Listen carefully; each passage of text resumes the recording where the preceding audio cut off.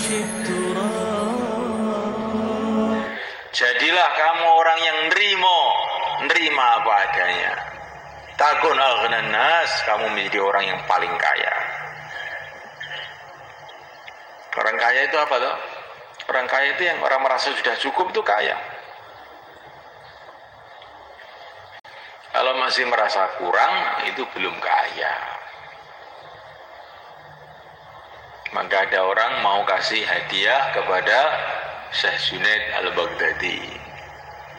Maka Syekh Junaid bilang, kamu orang kaya apa orang miskin? Orang kaya. Oh iya, kalau kamu orang kaya, saya mau menerima. Tapi kalau kamu orang miskin, saya nggak menerima. Sekarang saya tanya, kamu masih ingin tambahan uang atau tidak? Masih. Oh, kamu itu orang miskin berarti. Lah kalau saya itu sudah tidak ingin tambahan, no. Masa orang miskin kasih orang kaya? Nggak usah, kamu pakai sendiri aja.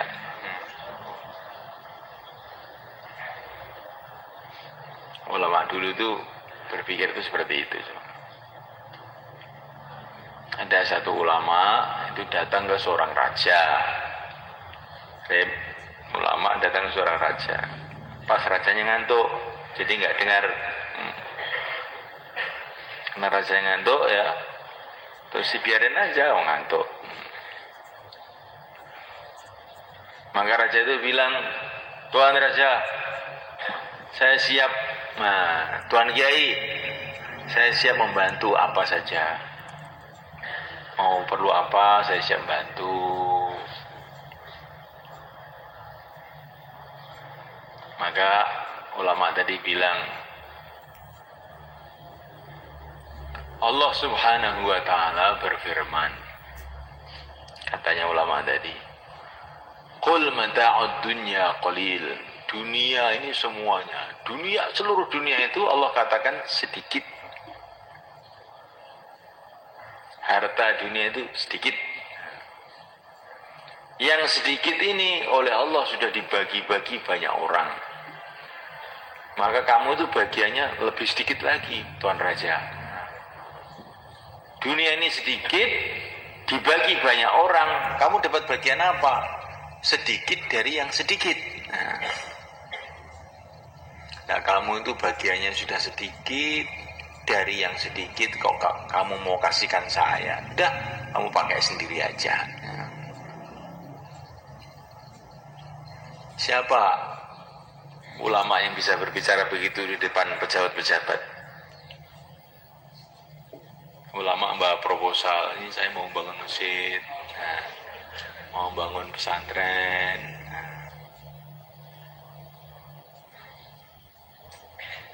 Akhirnya orang-orang dunia itu salah paham. Oh, ternyata orang agama itu perlu sama saya. Agama itu nggak bisa menyelesaikan masalah. Kalau nggak dibantu oleh saya, nggak jalan.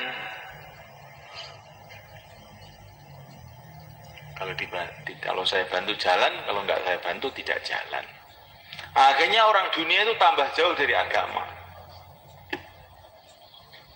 Maka kalau orang agama tamak berharap kepada orang dunia, maka itu sama saja dengan menjauhkan orang dunia dari agama dan menjauhkan diri dia sendiri dari Allah SWT.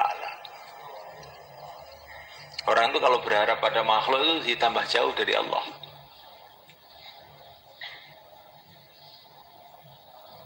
Maka janganlah kita ini tamak berharap kepada bantuan orang dunia.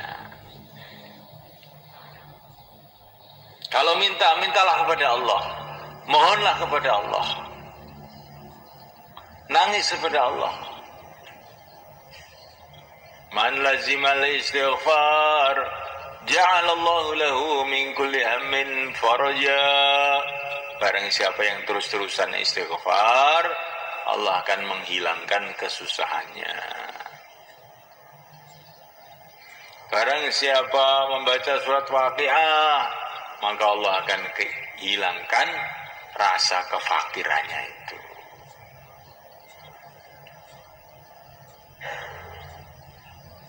Wong kok urip ora iso kurang, ora tau maca surat Waqiah.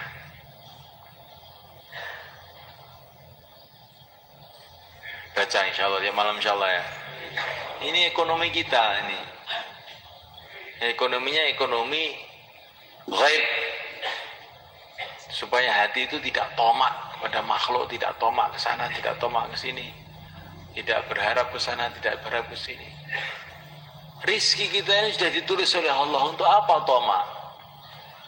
Untuk apa kita ini minta tambahan? Rizki sudah ditulis oleh Allah.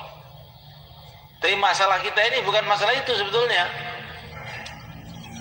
Ini loh, masalah hati. Ingin ini, ingin itu loh masalahnya di situ itu.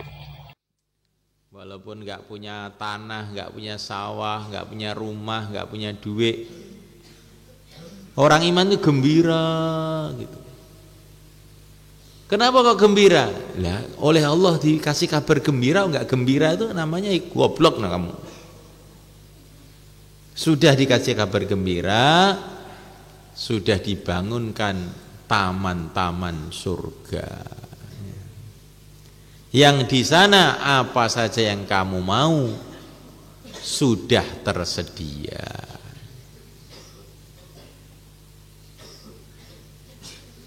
Maka ada orang itu kaya raya, rumahnya bertingkat-tingkat, duitnya itu berkotak-kotak, mobilnya itu segala merek ada. Dia punya tetangga, rumahnya itu dari bambu. Kalau pergi kemana-mana naik sepeda ontel yang ekrek itu. Tapi yang aneh, tetangganya yang kelihatannya miskin ini nggak pernah melirik kepada rumahnya yang kaya itu. Dia beli mobil baru juga nggak tanya, ini harganya berapa Pak, juga nggak pernah tanya. Lewat noleh pun juga tidak. Cuman Assalamualaikum sudah, nggak noleh mobilnya, nggak tanya mobilnya. Maka orang kaya tadi heran, ini orang ini kok aneh betul ya, saya beli mobil baru, dia cuman Assalamualaikum, tanya juga enggak. Akhirnya orang kaya tadi penasaran,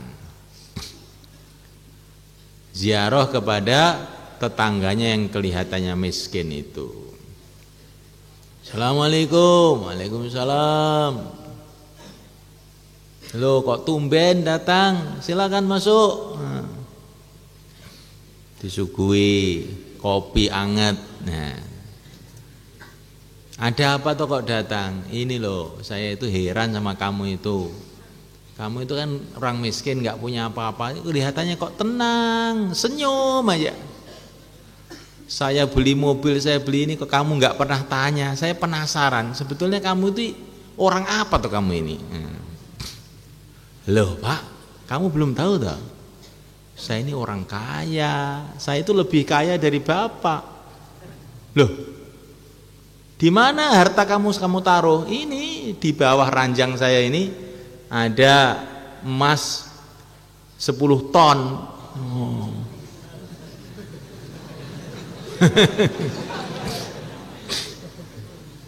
Oh pantesan kamu, makanya kamu nggak noleh sama saya ya. Oh iya Pak, saya ini lebih kaya dari Bapak. Bapak ini miskin banding saya.